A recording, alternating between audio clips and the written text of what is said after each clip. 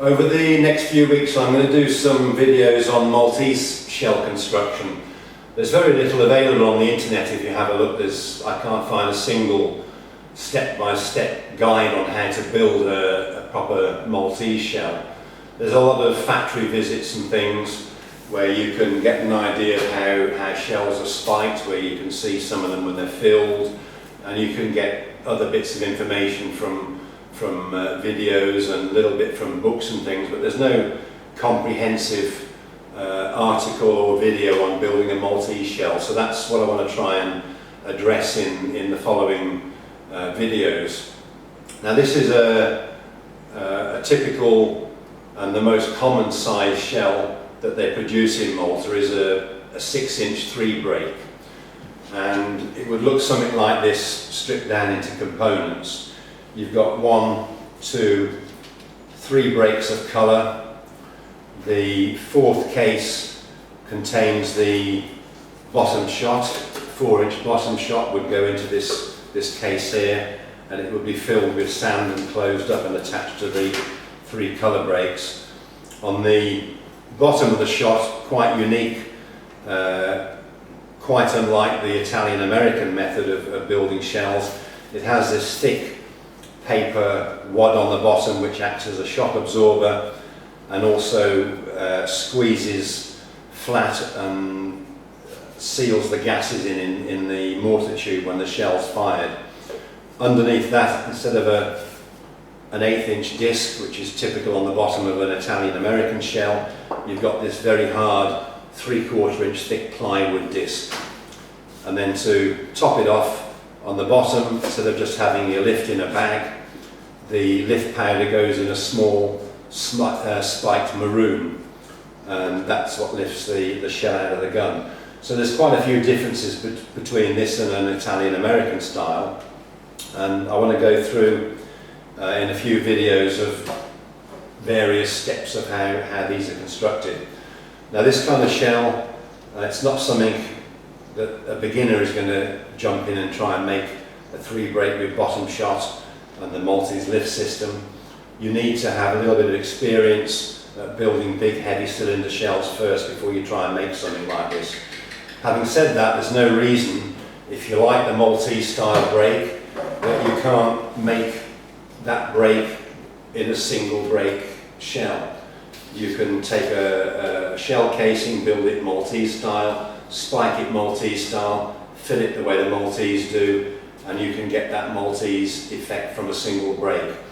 So what I'm going to do, I'm going to start off with a short video of how the case is constructed, how it's spiked, how it's filled, closed up and everything, and instead of firing this with a paper gasket on the bottom and a thick disc and a maroon, we'll just fire it in the normal Italian-American way with a lift bag underneath it.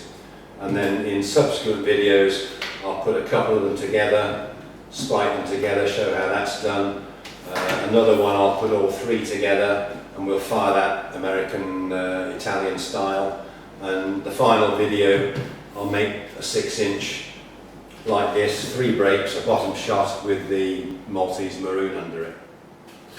Okay, we're going to make a single break 6-inch shell, and instead of doing an Italian-American style case with the 6 turns of 70-pound craft paper, which is what this case is, you can see it's pretty flexible, it's not that strong when it's unfilled. We're going to do it Maltese style, which utilises 2 turns of chipboard and 2 turns of craft paper. This is a 6-inch shell that's been made yesterday and it's dried out, and it's pretty hard, it's very rigid, and you certainly can't crush it. So there's quite a difference in the casing. Now the chipboard wants to be as wide as your row of stars, and I'm putting 5 rows of 3/4 inch in here, and then you want enough at each end to be able to pleat it down over the end of the end disc to close the case off. So what I've got here is a piece of chipboard that's 36 inches long, my 6-inch former, just long enough to get 2 turns. And then you want a piece of craft paper, and the craft paper doesn't need to be virgin £70 paper, it can be recycled, it can be any old paper. Something like £50 or £60 paper works pretty well.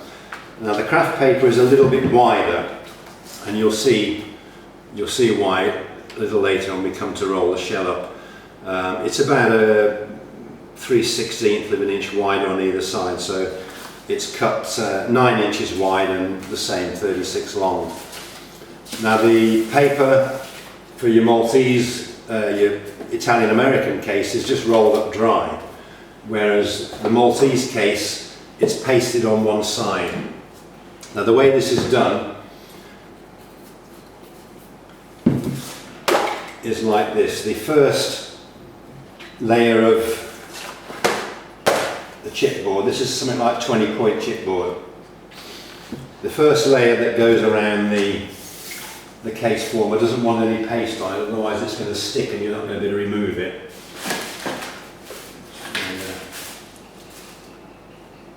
Don't have a pen anywhere.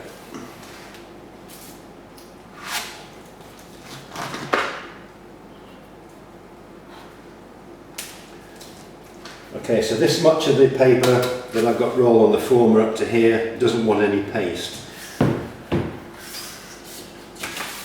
The chipboard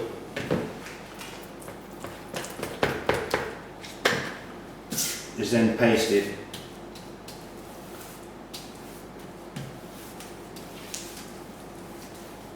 halfway along, and I leave a strip on the left hand side here about 1.5 inches, and you'll see why when we come to close the other end of the case up after it's filled. You want to be able to separate the chipboard from the paper. So that's got paste on half of it. This is a bit thick, this paste. And then the craft paper is pasted the whole of one side. The paper's not broken in or anything, it's just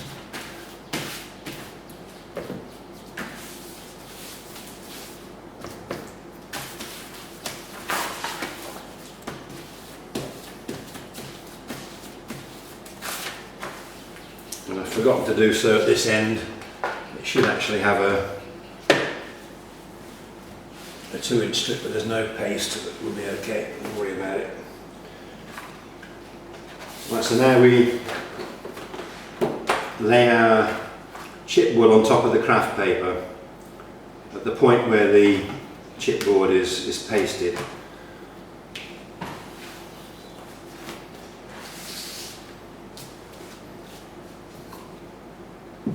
Now we roll it up. This first turn, I like to keep my former a little bit away from the edge here, not right up against it. And it gives me a 1/2 inch to grab a hold of to pull the casing off should it become a bit tight. So the first turn that's going on now is unpasted, and now we're coming onto the chipboard and the craft paper layer that's pasted. Okay, so now I've got 2 turns of chipboard on it, 1 turn of craft paper. Paste there. Roll up the, it's not quite going on straight. Roll up the second turn. Okay. Now the case is slid off the former about 2 inches, and we want to put the spolette in here now. The spolette on a 3-break 6-inch shell, the spolettes are very short, they're only 5/8 of an inch. But with this being a single break, and the fact that I'm going to be putting perchlorate comets in rather than chlorate, they burn a little bit slower. I don't want anything coming down on the ground, so I've made my spolette with a 1-inch powder core into it. Now on a piece of 30-40 pound craft paper, about 6 by 7, inside the end of the spolette I'm going to put some pieces of black match.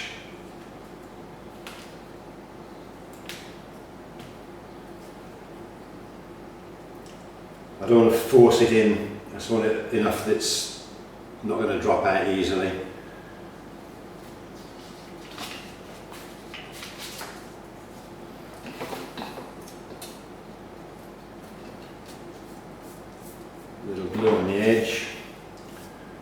and a little glue just down the centre there.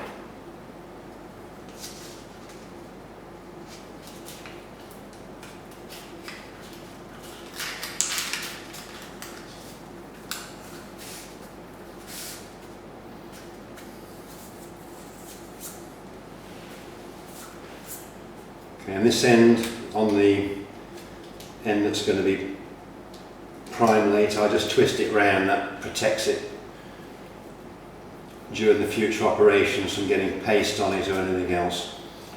And then down here, I just want to tie it off. Let's get a bit of string.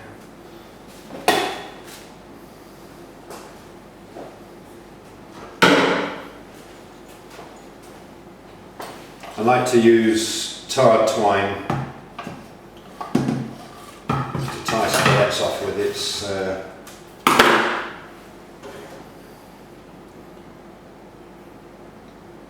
not going to slip, it's sure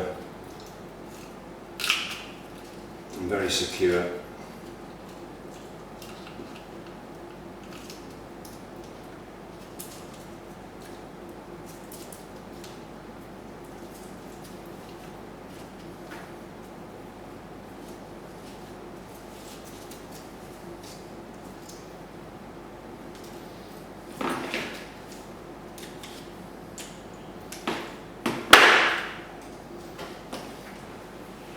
Just wants a little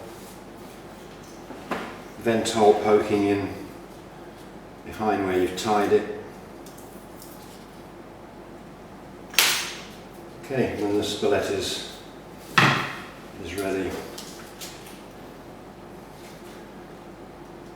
I've got a 5/8 hole punch in this end. This is a 1/8 inch thick end disc. Now I don't want a great deal poking inside the shell, only about 1 inch. It's not important that you have the fire giving end in the centre of the burst charge. It just wants to come in about 1/2 inch. It'll work just fine like that.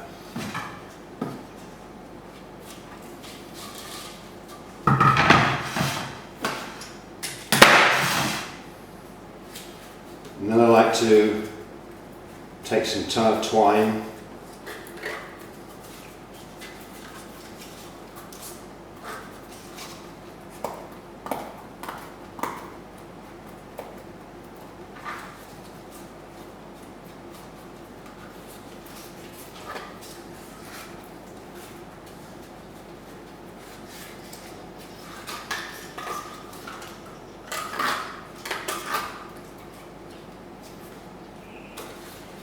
Just wind it tightly around the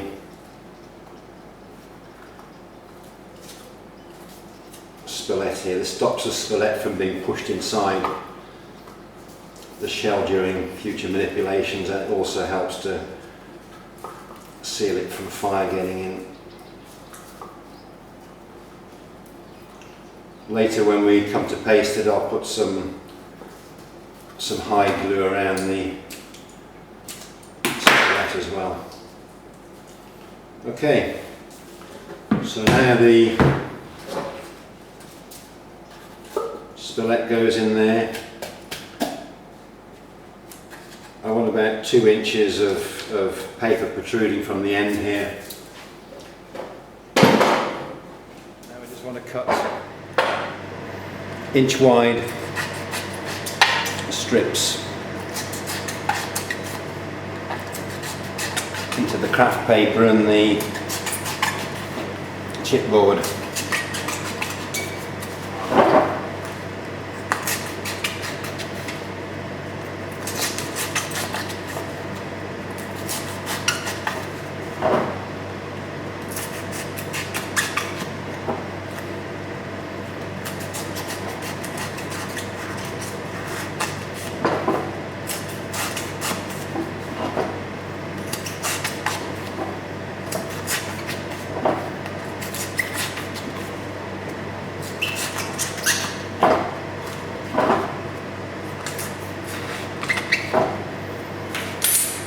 Now separate the the craft paper from the chipboard, just fold it back out the way.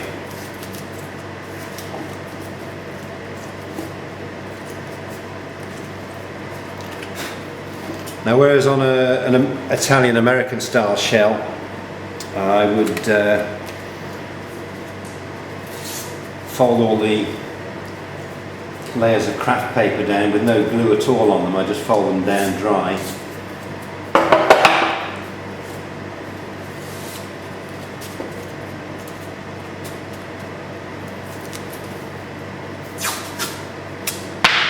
On a Maltese shell, everything's glued down. So I'm just using white glue here. I put plenty of white glue onto the disc itself.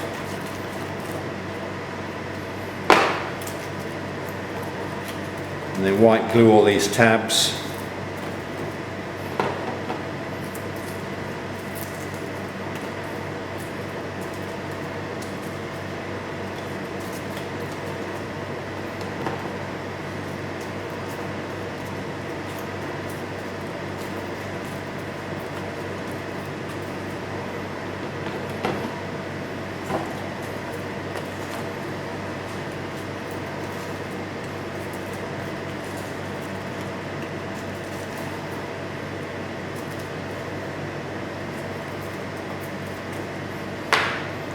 And now just fold them down.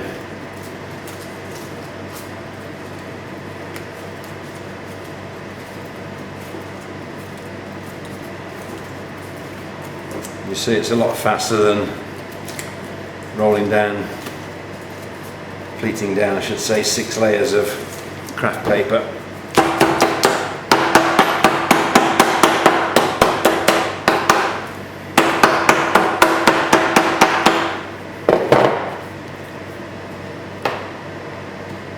And more glue.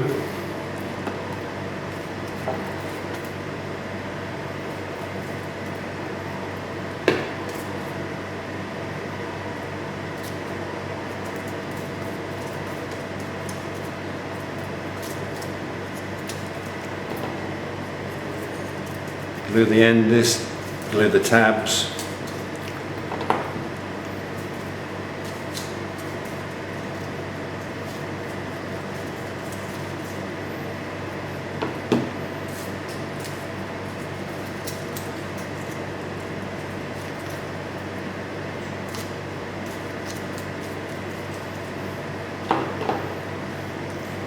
And now just fold the tabs down over the top. Oops, hang on a minute. I'm getting ahead of myself here. Another end disc.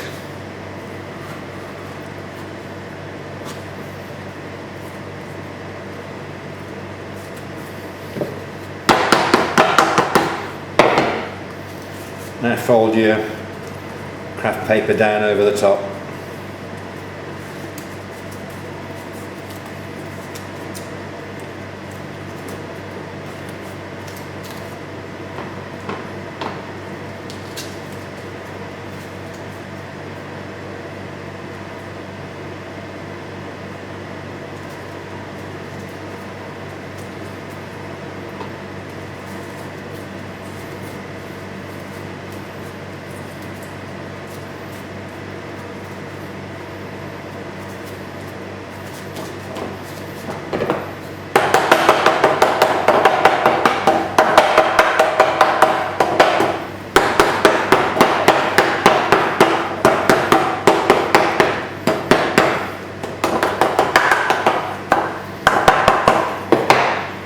And there we have it, one case, if I can get it off.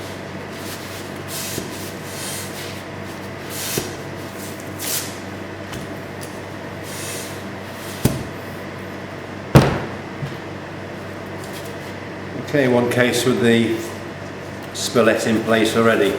Now, if I was going to fill this case with chlorate comets, because I don't want to force the comets in tightly into a ring, I would put the comets in now while the case is still wet, and then as the case dries it shrinks, and it'll shrink around your ring of comets and help to tighten them up.